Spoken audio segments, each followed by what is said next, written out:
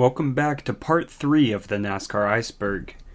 This episode, things get absolutely crazy, so make sure you watch until the end. As always, shout out to kvapilnation on Twitter for creating the iceberg and helping me gather information on these topics. Anyways, let's get straight into it. Tier 5 is where the stories get even deeper and we have to crawl into NASCAR's past to unbury them. Even the biggest NASCAR fans will uncover stories they've never heard of. Rick Crawford is mostly known for his success in the Truck Series. However, in 2018, he was arrested for an attempted sex crime. He was caught by a federal agent and is now serving a sentence of 11 years in prison. Mike Seneca's truck career was interesting. In his series debut at Iowa in 2017, he was black flagged for going too slow after completing 140 laps. He DNQ'd twice and competed in 9 more races that season. Of those 9 races, the most laps he completed in a single event was 8, not even completing a lap at Chicagoland. In his last career start at Martinsville the next year in 2018, Mike was off the pace right off the bat. By just lap 8 of the race, he was too slow, got black flagged, stalled his truck on the track, and was parked by NASCAR. Courtesy of Last Car for putting these tweets together, this is what Mike had to say to reporter Chris Knight concerning slow cars. The Race of Champions is an international annual event that allows drivers from various countries to compete against each other in identical cars. In the 2008 event, Carl Edwards beat Michael Schumacher, arguably the best Formula One driver ever. It was funny because the commentators were so biased and mad that Edwards beat him, they said Schumacher must have made a massive mistake somewhere. Edwards beat him by nearly 2 seconds, and on a course that takes just 2 minutes to complete, that's a pretty large gap. In an interview, Schumacher said that he didn't make a mistake and was just flat out beat. On the same day, American Tanner Faust beat former F1 champion Jenson Button as well. Back in 2015, Team XTreme Racing's trailer was stolen before the Cup Series race at Atlanta, which contained the car for the race. Travis Kvapil was supposed to race for them, and the team had to withdraw from the race at a loss of nearly $300,000. The team said that they would be back the next week no matter what, but they didn't return to racing throughout the entire season. In fact, it wasn't until 2018 when they made one start, and then again until 2022 when they finally rebranded as New York Racing, and they've made a few starts with Greg Biffle. So this was an odd situation. With 5 races to go in the 2011 Nationwide Series, Reed Sorenson was sitting 3rd in points with a shot at the championship when he was suddenly dropped by his team, Turner Motorsports. Reed was given no explanation, and owner Steve Turner never came out and gave a definitive reason. It was rumored at the time that Dollar General was pulling their sponsorship from Turner Motorsports and would be joining Joe Gibbs in 2012. This kind of makes sense, but why wouldn't they just stick it out with Sorenson for the rest of the year and try to win a championship? Another thing that kind of disproves this rumor is that Dollar General stayed on the car with Reed's replacement, Brian Vickers. So this makes this next rumor more believable. Apparently Sorenson and his teammate Justin Allgaier had bad blood, and Allgaier threatened to leave and take his sponsorship money somewhere else.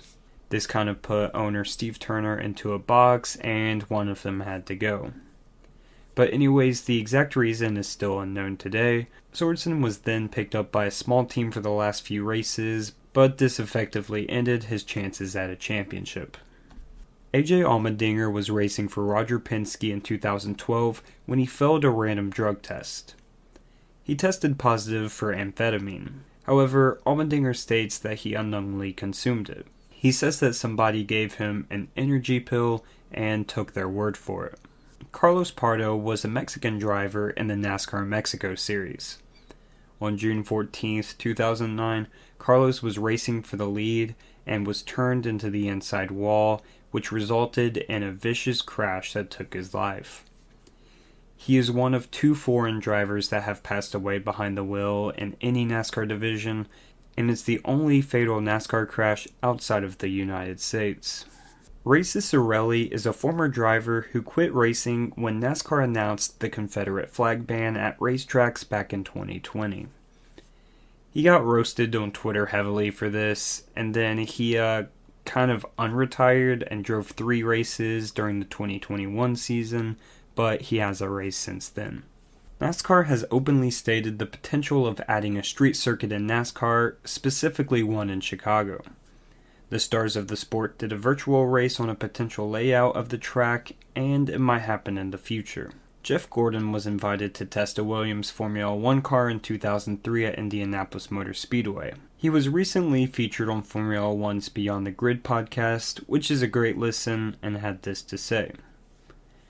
You can pause the video and read this, but basically, there was definitely an opportunity there to race in Formula One, but he thought it would be a very steep hill to climb in terms of learning the sport and the car, and he was very established in NASCAR and just decided not to go for it. Mark Martin would win the 1990 Pontiac Excitement 400, but it would cost him the championship even though it was just the second race of the year. So to explain this, in post-race inspection, it was found that he had an illegal carburetor. He was penalized 46 points for this and went on to lose the championship by just 26. Toyota Sponsafier was an online contest in 2010 that Toyota held that allowed fans to design paint schemes. Fans voted on the best entries submitted by other fans that they wanted to see in real life. The best were actually featured on real cars during real races. The Friday practice sessions were rained out for the fall Martinsville race in 1995. That day, Terry Labonte put on Goodyear rain tires and ran several laps at half speed. Terry said, "It didn't feel as good as I thought it would." That was the last time any car would officially test on an oval with rain tires for 26 years. It's hard enough to make the Daytona 500. It's even harder when you have an unsponsored car and a low-end team. However, Johnny Benson would make the show with an unsponsored car and a low-end team and lead 39 of the last 43 laps of the 2000 Daytona 500, only losing the race because of a late race caution. He also did good in the weeks to come, and there's a little bit more you can add to this story, but that's the biggest event in all of it. In 2014, Josh Wise won the All-Star fan vote. He's not a fan favorite, right? Well, what's even more bizarre is that he beat out Danica Patrick, the odds-on favorite to win the vote by a mile. Early on in 2014, a Reddit user came up with the idea that brought the Reddit worlds of NASCAR and Dogecoin together. A fundraiser setup would help Dogecoin sponsor Josh's car during the All-Star race. Further, the entire Dogecoin community voted for Wise in the All-Star fan vote. So he got in, and it left Danica and others out. And this was controversial because it wasn't NASCAR fans that voted him in, just random people in the Dogecoin Reddit. Ex-NASCAR CEO Brian France sued a parody Twitter account of him under the fake name of Drunken Brian France in early 2020. This was obviously poking fun of him after France took a leave of absence after he was arrested for driving while intoxicated. It was a hilarious account, but France took it personal. It was just a ridiculous lawsuit, and France was initially seeking $15,000 in damages, but the parties came to an undisclosed settlement, but ultimately resulted in the Twitter account being taken down. Dodge officially pulled out of NASCAR's Top 3 Series after the 2012 racing season. The Cup Series got new bodies the next season, but the Xfinity or Truck Series didn't. However, the term Zombie Dodge is primarily referring to what happened in the Xfinity Series, so we're going to focus on that. The Xfinity Series did not change from steel to composite bodies until 2019, which meant that teams could still run Dodge bodies up until then. Dodges made countless appearances between 2013 and 2018 in the Xfinity Series. NBC Motorsports ran a Dodge body at Homestead the season finale in 2018, even though Dodge pulled out from the series 6 years prior. Tom and Pete Blackwell owned Greenville Pickens Speedway, located in South Carolina. The half-mile oval hosted weekly NASCAR-sanctioned events and was even a staple of the Cup Series schedule from the mid-50s until 1971. However, these brothers are here for a different reason. They are famous for being frauds, with many stories being passed around them. The craziest one that I've heard from comes from a Slap Shoes video. The brothers wanted to put up a fence around the racetrack, so they hired a contractor. After completion, the contractor of course asked to be paid, but the brothers always had an excuse for why they hadn't paid the man. Long story short, the contractor showed up to the racetrack right when Tom and Pete were counting money after an event, so the contractor held them at gunpoint and demanded to be paid. The contractor only took the money he was owed, so he didn't necessarily rob them. The brothers contemplated calling the police, but they were scared that the contractor would find them before the police would find the contractor, so they let it slide. NASCAR was testing the safety element of its Generation 7 car, the Next Gen car, back in May of 2021. With this, a dummy and 3 computer-controlled robots were inside of the race car to give feedback of potential injuries. A car was sent into the wall at a 24-degree angle at 130 miles per hour. This is the video of it, released just about a month ago. However, rumors after the test suggested that the test dummy inside died. Well, the dummy didn't die, but if a human was in the car, then it would have been a fatal wreck. This was because the car was too stiff and didn't have enough crush zones, so all of the force was just being thrown right to the driver. This got the attention of the media and drivers, as NASCAR scrambled to make last-minute safety changes, which only fueled the rumors. This was never officially confirmed or denied by NASCAR. Busch Beer tweeted out at the end of 2018 that if Harvick didn't win the championship, he'd be forced to drive the Busch Millennial Car. Harvick didn't win, and Busch kept their promise. So this is the car, and you can obviously tell it was a millennial car. It was kind of a stance old guys rule, young guns suck, whatever, right? So just look at this thing. He raced the car during the 2019 All-Star race. Kim Kardashian randomly sponsored Tommy Baldwin Racing's number 36 car on Valentine's Day at Las Vegas Motor Speedway back in 2010. It featured her fragrance, the Wave energy drink, and of course, her face on the hood. In the 1987 NASCAR Cup season at Riverside, Michael Waltrip and Jim Robinson made contact on pit road. Waltrip was sent into the side of Bill Elliott's car while his crew was still changing the tires. The jack launched and injured 3 members. This resulted in member Chuck Hill no longer being a part of the team as a result of his injuries, and the team held tryouts for the now vacant rear tire changer spot. Out of all of the candidates, Mike Rich was selected. He stayed on the crew for a few years until 1990 during the season finale at Atlanta, where Rich would be struck on pit road and would tragically pass away.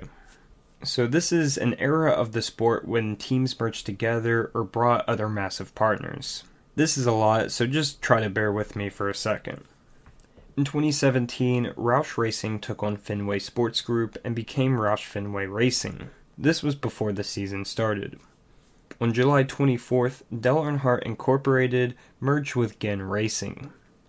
The very next day, Newman Haas Lanigan Racing bought Roberts Yates Racing to be called Yates Newman Haas Lanigan Racing, but it was called off.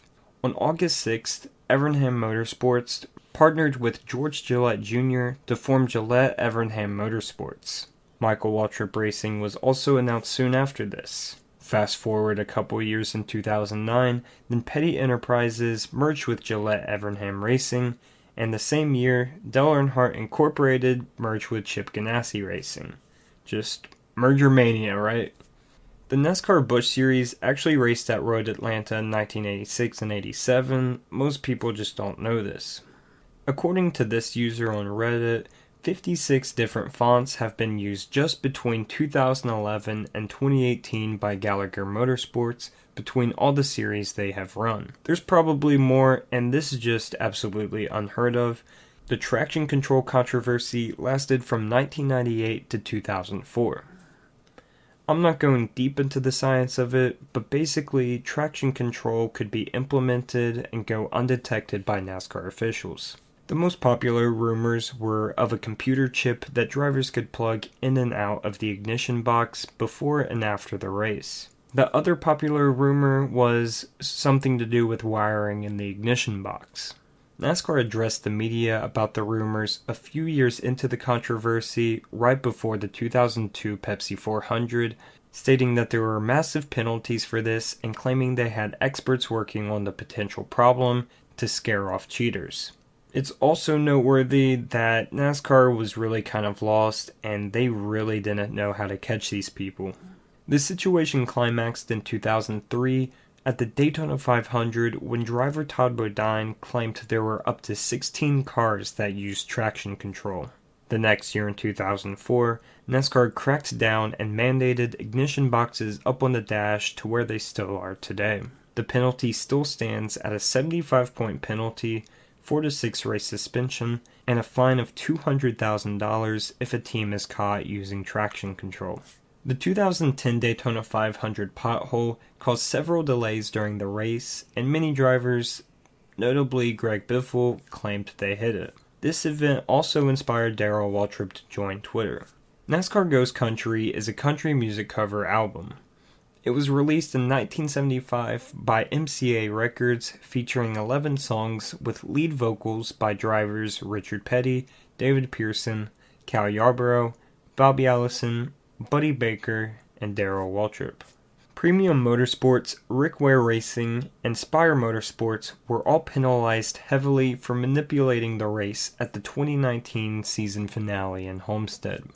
The teams worked together to ensure that the 27 car from Premium Motorsports would place higher in the owner standings than the 96 car for Gaunt Brothers Racing.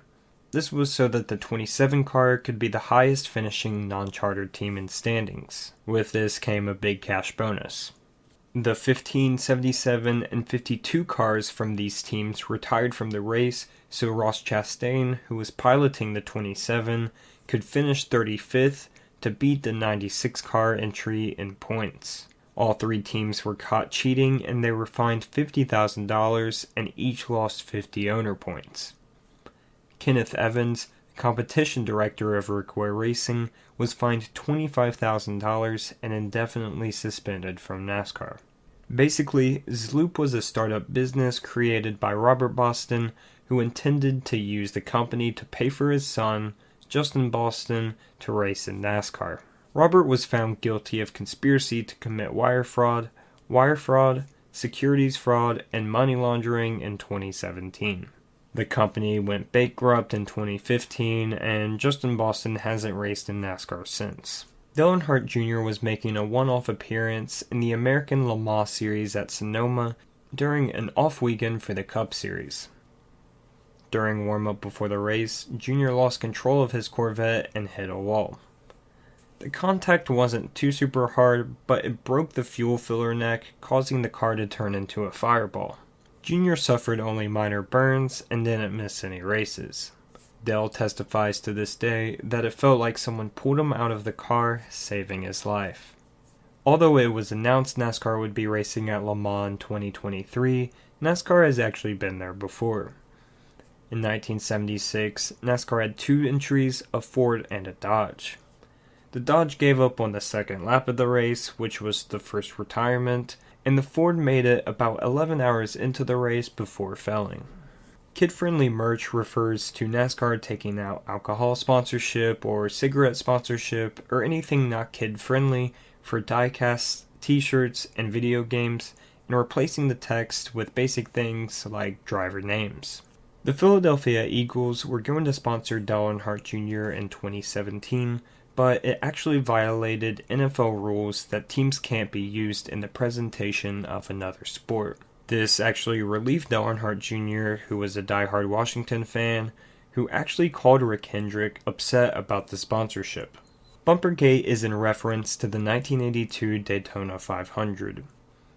Bobby Allison won the race, but his rear bumper fell off during the race after contact with Cal Yarborough.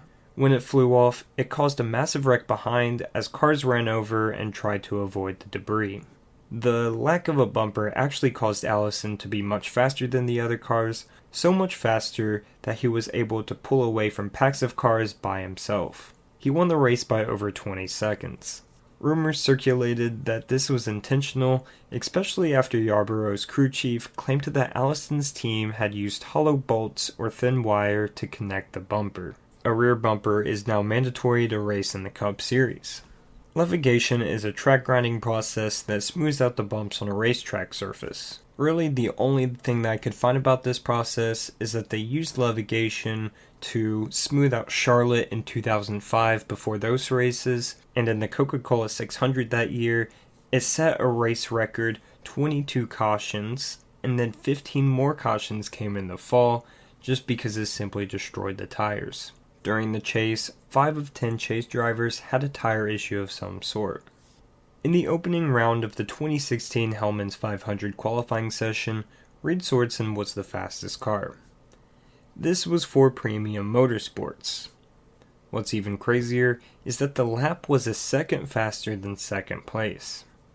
In the second round, he was well off the pace, but still qualified 12th. Now, this was because he ran a super aggressive qualifying setup just to make the race, which is still insane, but this setup would not have been sustainable in race conditions. J.D. Stacy was a NASCAR team owner in the early 1980s with huge aspirations. In 1981, J.D. bought a team and he had 2 drivers, one of them being Dale Earnhardt Sr. Unfortunately, J.D. and Earnhardt had a falling out after just 4 races, and Dale left to drive for Richard Childress. Rookie owner J.D. then planned to expand the team to 5 cars the next year in 1982. This didn't happen, as he only had 1 driver to make more than 5 starts in 82. However, J.D. is mostly known for sponsoring 7 entries in the 1982 Daytona 500. This just literally had his name on them. He was out of the sport entirely after the 1983 season, after stepping foot into it just 2 years earlier. So that's it for Tier 5. I'm going to divide the 6th tier into 2 parts, simply just to make this video a little shorter, and so that there will be enough content in the next video. Tier 6 is when things take it up even another notch. On March 24, 2014, the Empire Sports website published a satirical article posting that NASCAR champion Jeff Gordon was in a romantic relationship with openly gay driver Stephen Rhodes. This was not real at all, and he is married to a woman. Also, back in the early 90s, Dale Earnhardt made a joke about Gordon's sexuality. When Gordon revealed he was dating a model, Earnhardt stated, "Some of us were beginning to wonder if you like girls." So this has kind of been a jab at Gordon, and it's been like an ongoing thing with Gordon haters since the 90s, and the 2014 article only reignited the haters after many of them fell for it. So Tia Norfleet has to be probably my favorite topic on this video. So Tia claimed she was going to compete in NASCAR National Touring Series competition starting in the summer of 2012. She was operating a grassroots funding initiative, claiming it would finance her racing career. However, she didn't make it to the track in a major series in 2012. Then controversy came in her self-promotion efforts. Tia claims she was the only African-American female to have a NASCAR license to drive, and this may have been true, but it was just an entry-level license, and the only processes she had to go through was a simple application and a small fee. In 2013, she also claimed she was 24, but she was actually 26, and had several criminal offenses to her name. Further, in pictures she took to promote herself, her fire suit had a NASCAR Nationwide Series logo on it, and even though she never came out and said she raced in the series, it was pretty misleading. So with all of that, she only competed in a single late model race and parked the car after 1 lap, and this was way back in 2013. And on her website, to this day, she states she is the first African American female NASCAR racing star, still asking for donations. Basically, she was a self-proclaimed NASCAR driver that asked for donations from people to race and misled a lot of people. It's not known if she was going to actually try to take this money to go and race, or if she was just going to pocket it, but the entire situation just seems sketchy to me. So L.W. Wright is very well documented now, but if you don't know who he is, here's a quick summary. A person under this name claimed he was a professional racer and got to race in the NASCAR Cup Series in 1982 at Talladega with hardly any experience at all.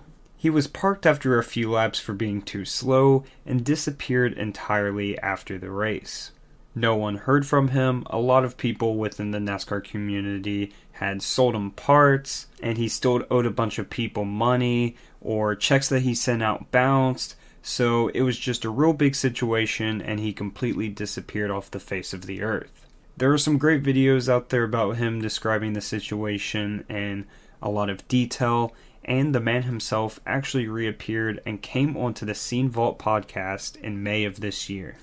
So NASCAR 09 released a DLC containing extra paint schemes and the road course at Montreal. For over a decade, it has been missing with no way to purchase it or download it. That was until about 2 weeks ago when it was finally rediscovered by a YouTuber, Rocker1999, who put up a tutorial on how to get the DLC on Xbox 360.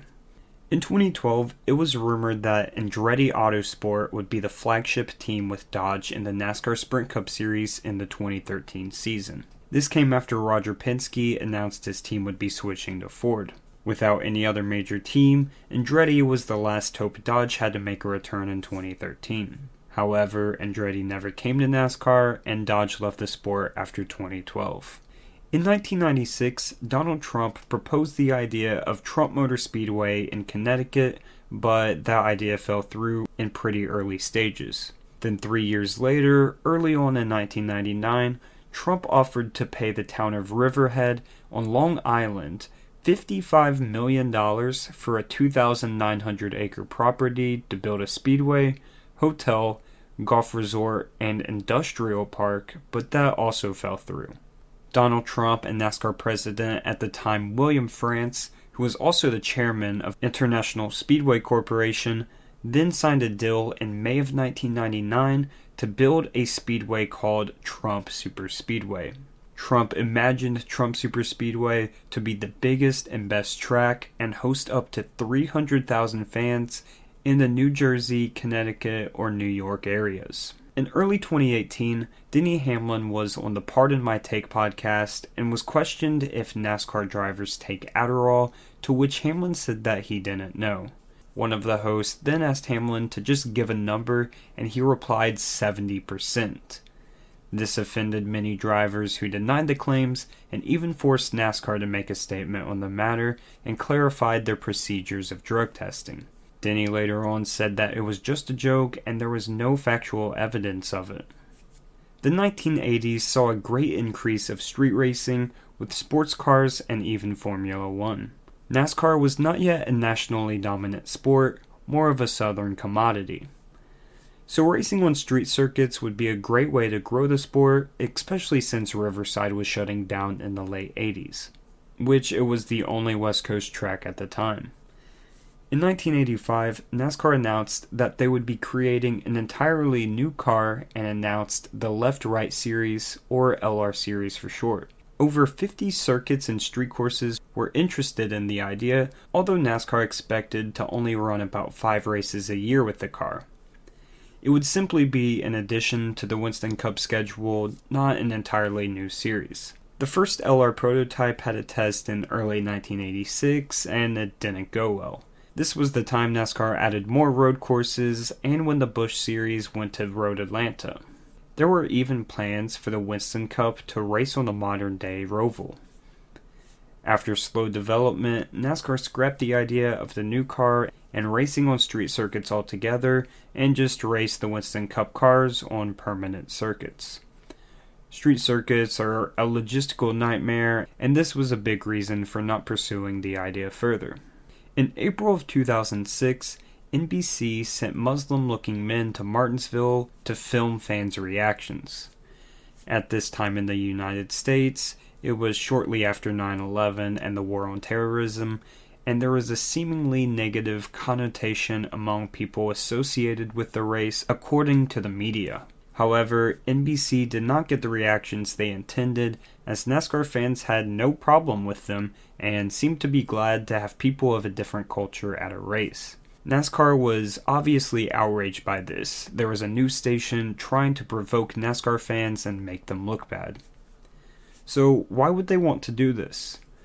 Well, NASCAR announced that NBC would not be a part of their TV contract after the 2006 season, which probably left a sour taste in their mouth. There was also some behind-the-scenes drama with the two parties as well. Gilligan's Island is a small pit road on the inside of the final hairpin at Sonoma Raceway. In races from 1989 to 2001, the slowest 9 qualifiers had to pit here because there were not enough stalls on the larger pit road. Although it looks like an advantage since the pit road was much smaller, it wasn't. Teams had to be held here for 15 to 20 seconds to make up for other cars going down the actual pit lane at pit road speed. This infuriated teams because the difference didn't make it equal, but it was really a penalty being on the island. Further, teams had to stay there the entire race because there was no way to move all the people and the equipment out of the track. So if you were a team and your car retired on lap 1, you had to sit there the entire race and just watch. A Jaguar actually won a NASCAR race back in 1954 in Linden, New Jersey, which was NASCAR's first road course race ever. Only one time before had foreign manufacturers participated in NASCAR, and in this race, 21 of the 43 cars were foreign manufacturers, with 13 of them being Jaguars. Interestingly, Herschel McGriff raced in one. This was also Al Keller's first win as well. Just in 2019, it seems like NASCAR was getting close to announcing a Chinese expansion series in addition to their European, Canadian, and Mexican series. This was thanks to an article posted in 2019 by Norris McDonald on Wheels.ca, who was working in NASCAR and stated a detailed strategy of getting into the Chinese market and the logistics of it, car development, tracks, and marketing tactics. He also claimed this was soon, but nothing ever happened. Also, back in 2006, Brian France and 3 other NASCAR executives took a 1-week trip to China to meet with top Chinese authorities in order to discuss future projects, including exhibition races and even points races in a lower-level NASCAR event. Nothing ever happened after this, so apparently the talk didn't go too great. In 2008, Chicagoland added lights to the track. However, this was just the first of 4 phases of planned additions to the venue. Phase 4 consisted of a Bristol-type seating capacity with seating completely around the racetrack. Due to dwindling attendance, this obviously never happened at the track, and it even took out 8,000 seats in 2018. Now it's not even on the schedule. Jarno Trulli, a Formula One race winner and veteran, made a NASCAR test in 2009 with Michael Waltrip Racing. Although Waltrip and others involved in the sport made a big deal about it, Trulli suggested the test was just for fun and for personal enjoyment. If he switched to NASCAR, it would have made a lot of sense considering the open wheel invasion that was still happening at the time. Anyways guys, that's it for this video. I hope you did enjoy. The 4th and the final part will be out soon, so make sure you stay tuned for that. If you missed a previous one, then make sure you check those out. And yeah guys, hope you did enjoy. Make sure you leave a like, subscribe, comment, all those good things, and I'll see you in the next video. Peace.